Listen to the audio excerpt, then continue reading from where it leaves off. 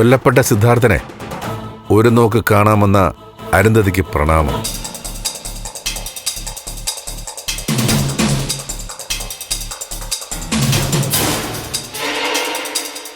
എന്താ ഇങ്ങനെ നോക്കുന്നത്? പേടിച്ചു പോയോ?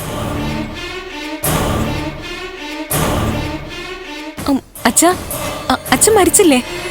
പിന്നെ മോള് കണ്ടില്ല അച്ഛനെ കൊല്ലുന്നത്?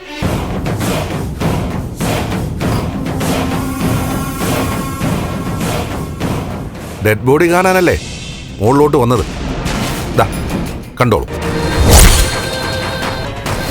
സംസാരിക്കുന്ന മൃതദേഹത്തെ ആദ്യമായിട്ടായിരിക്കും അരുന്ധതി കാണുന്നത് അല്ലേ?